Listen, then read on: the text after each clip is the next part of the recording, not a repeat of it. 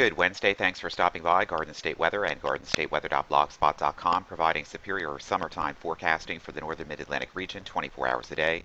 I'm forecaster Robert Smith with the daily video forecast discussion for June 25th, 2014.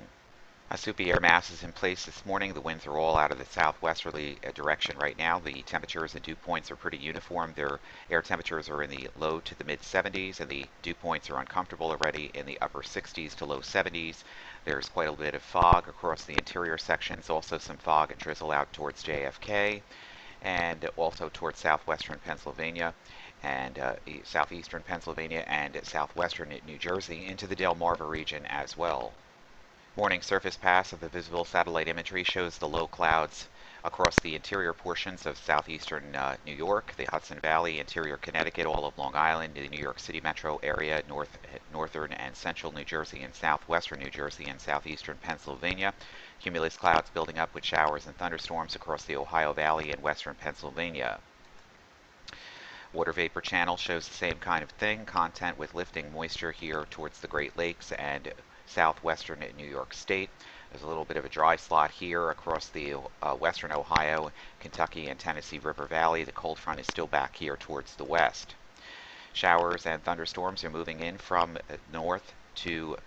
southwest to northeast across the interior portions away from our forecast area at the present time, but some of this convection will get in here on a southerly flow during late this afternoon, and then as the cold front nears the area during tonight, showers and thunderstorms will become more numerous and areally wide in coverage.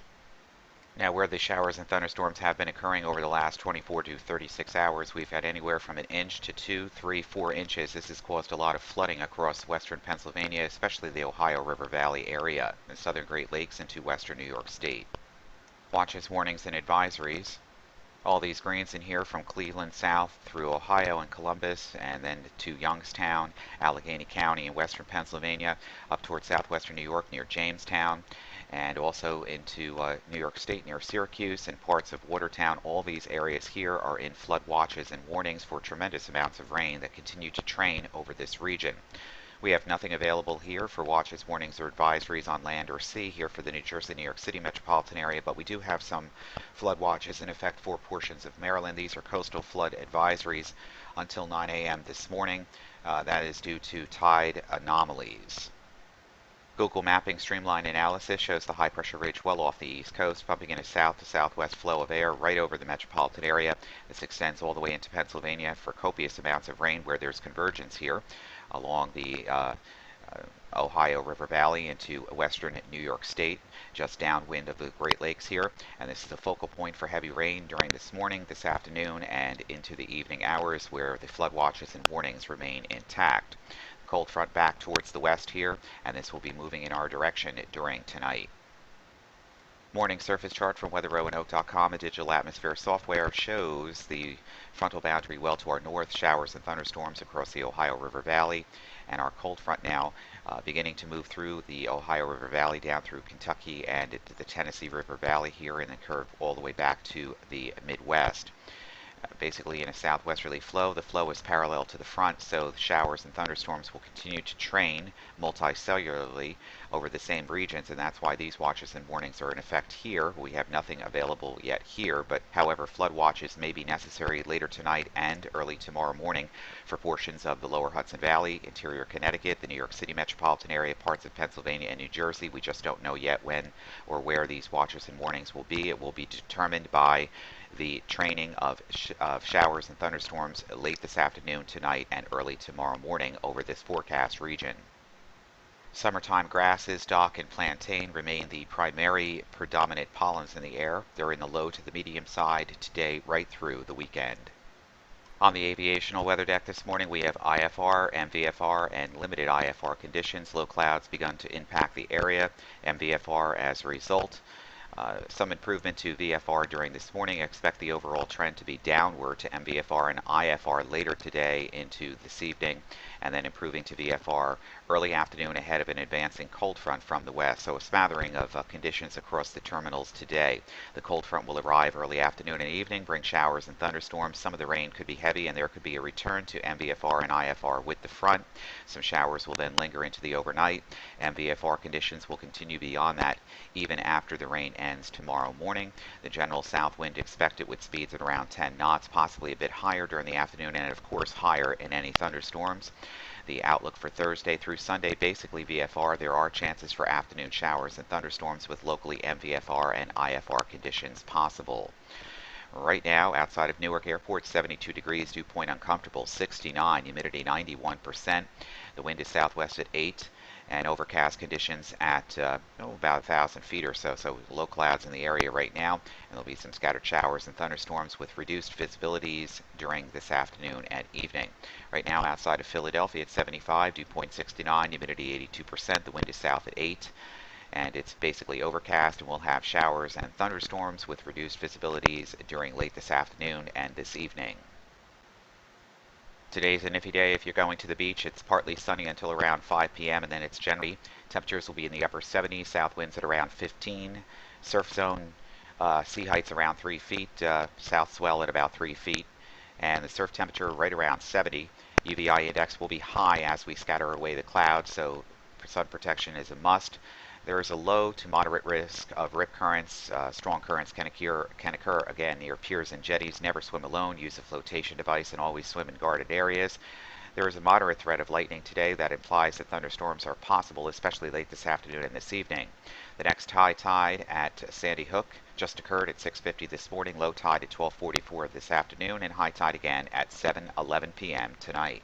Latest 3-kilometer high-resolution rapid refresh model from Penn State's eWall site shows the southerly winds, the breaks in the overcast today, and the temperatures getting well into the 80s, excepting for, again, the immediate coastal regions of the shorelines of New Jersey, southern Connecticut, and southern shores of New York's Long Island area here as a result of the onshore winds, or the southerly winds rather, blowing over the coastal waters that will keep temperatures down.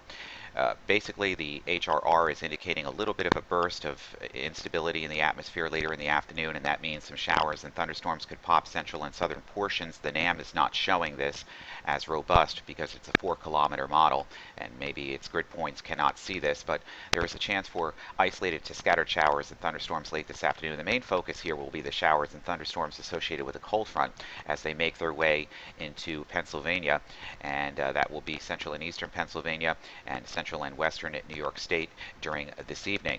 Now, the HRR model doesn't go this far out beyond this period, but these showers and thunderstorms could be moving into northwestern New Jersey, the lower Hudson Valley, interior Connecticut, the New York City metropolitan area, and parts of New Jersey during the overnight hours, and they could contain basically some very heavy downpours, strong gusty winds, and lightning is also a strong possibility in any of these showers and thunderstorms. And of course, any training of these showers and thunderstorms would indicate flash flood guidance, which is about 2 inches over a 3-hour period.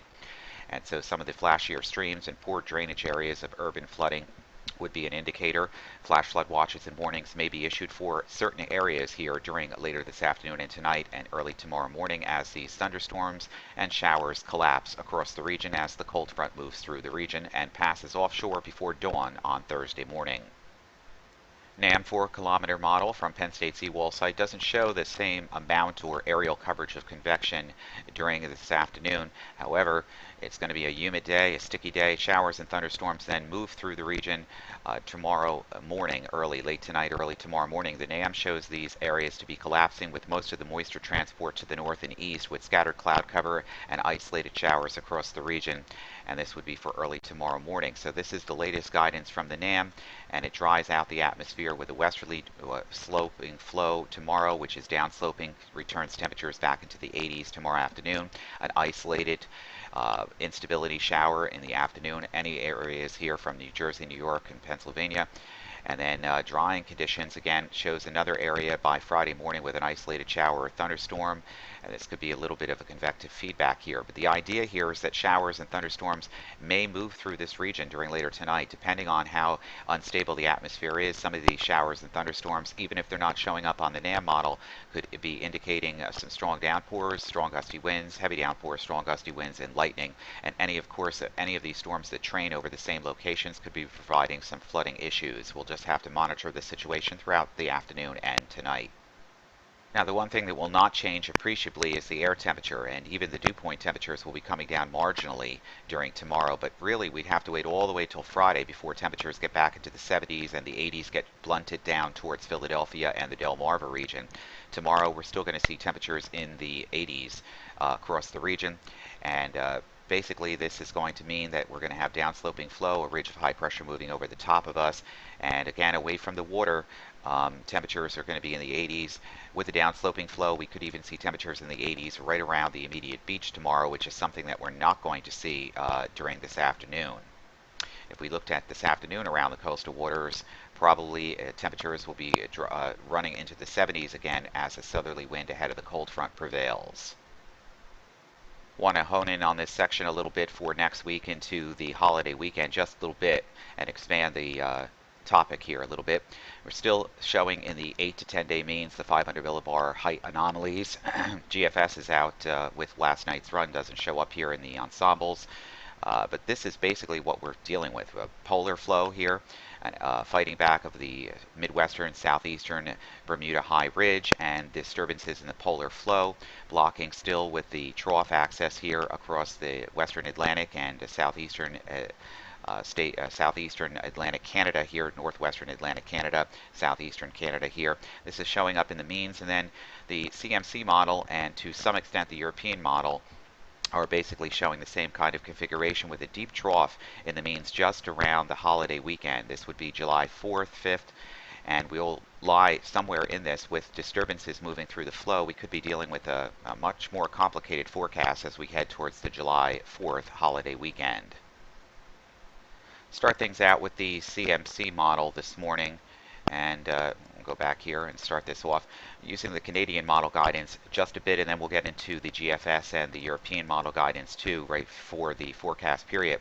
Here's our cold front, low pressure along the front, showers and thunderstorms moving across the region, especially interior and northern sections late tonight and tomorrow morning. Then high pressure begins to build in across the mid-Atlantic coast states and southern New England states, with a trough in the mean axis here across the New England states over the weekend. This means drying conditions generally. There'll be an outlier shower or isolated diurnal afternoon thunderstorm, but basically subsidence should prevail for most parts of the region, which would blunt the shower and thunderstorm activity, but still an isolated shower or thunderstorm is still possible at any time during the afternoon over the weekend. Then our ridge begins to build, so that means temperatures begin to warm up nicely early next week, starting with Sunday, getting into Monday, and then our polar disturbance moving in across the southern Canadian reaches here, and our ridge axis here with plenty of warm air in the mid and upper levels of the atmosphere, and then a southerly flow again developing across and just west of the New Jersey, New York City metropolitan area and the Appalachians, means that showers and thunderstorms will be moving into our forecast region on Tuesday and Wednesday. Now, basically, this is a CMC model, shows the deep trough now getting into the Hudson Bay region and the trough axis here to our west by later in the week. And we're approaching the holiday weekend now. Most of next week will be warm, humid, and dry. As the cold front nears the region during Thursday and Friday of next week, that's where the front could begin to stall out. The trough becomes negatively tilted.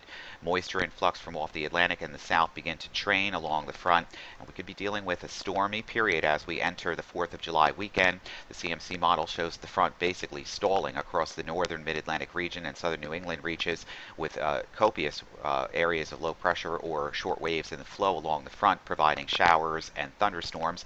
These showers and thunderstorms over the region during or closer to Thursday or Friday of the 4th of July of next week will be out here across the Ohio River Valley and the Tennessee River Valley. These could become structurally strong with violent weather across the interior portions here of the Great Lakes and the Ohio River Valley earlier in the period before these showers and thunderstorms move towards the Mid-Atlantic region by the holiday weekend.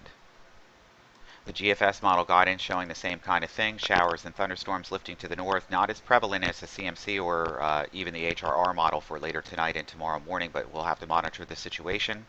And then high pressure building in. The theme here is that most of the region remains dry and seasonable for the weekend, and then humidity begins to tap up and warm across the region as the ridge axis begins to build again ahead of this polar disturbance cutting through southeastern Canada early next week. Heat really builds next week. We could be dealing with a few more days of 90-degree temperatures. Even hundreds are not out of the question from Virginia and south early next week or the middle part of next week. And that's just where things get interesting again as we move into the July 4th weekend. Trough access on the GFS sliding through with showers and thunderstorms on July 3rd. And then it kind of blunts out and dries out just a bit, with a little bit more of convergence and confluence here and high pressure building in, but still the trough axis showing up here for the July 4th weekend means that the frontal boundary is going to be somewhere in the vicinity. We could be dealing with a sharp thermal gradient where temperatures could be in the 70s and 80s to the north of the front and in the 90s and 100s south of the front, with spokes of precipitation along the front, just north and along the front, and we just don't know where this is going to set up yet. This is where the contrast lies. This is the CMC model's 2-meter temperatures, basically our air temperatures right around the ground here, about 6 feet above, showing temperatures basically at 850 millibars, which would be close to about 15 to 20 degrees Celsius. Interior portions here, and this is much cooler air than what the GFS model is showing.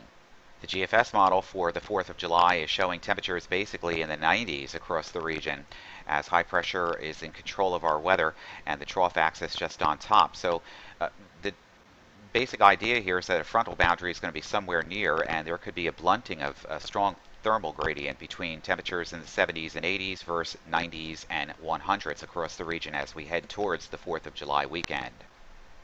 And if you even want to get more thermally induced, here is the European model guidance showing the 850 millibar temperatures between 10 and 15 degrees Celsius. So this would yield temperatures in the 70s and 80s across the entire forecast region. So a large contrast between what could possibly happen around the 4th of July weekend.